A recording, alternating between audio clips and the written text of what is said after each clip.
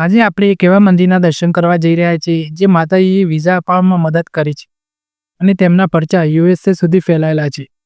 મહેસાણા જિલ્લાના કડી તાલુકામાં આવેલા જુલાસણ ગામમાં પહેલાના સમયમાં અહીંયા વરખડીના વૃક્ષોનું વન હતું. તે સમયે પસાર થઈ રહેલા શક્તિ સ્વરૂપ સન્નારીનો પીછો કરી રહેલા લૂંટારાઓ ત્યાં આવી જાય છે અને સન્નારી વરખડીના ઝાડની બખોલમાં સંતાઈ જાય છે અને તે પ્રાર્થના કરે છે.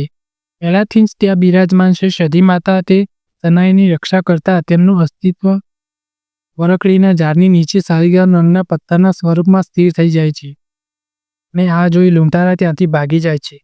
ફરી એકવાર લૂંટારા આવતા ગામ લોકોની મદદે માતાજી આવ્યા અને તેમની રક્ષા કરી. માતાજીનું દિવ્ય સ્વરૂપ દરના દર્શન થયા અને માતાજીએ કહ્યું કે ગામના તળાવના કિનારે વરખડીના ઝાડ નીચે શાલિગ્રામ રૂપે રહેલી હું દોલમાતા છું. વરખડીના ઝાડ નીચે માતાજીનું ખૂબ જ નાનું મંદિર હતું. જુલાસણ ગામના દાતાશ્રીઓ દ્વારા 24/2/2002ના રોજ ગણપતિ દાદા, ભૈરવ દાદા, શ્રી ઉમિયા માતા, શ્રી અંબેમાં, શ્રી સિદ્ધેશ્વરી માં સાથે રાજરાજેશ્વરી શ્રી દોલો માતાજીની પ્રાણ પ્રતિષ્ઠા કરી ભવ્ય મંદિર બંધાવ્યું.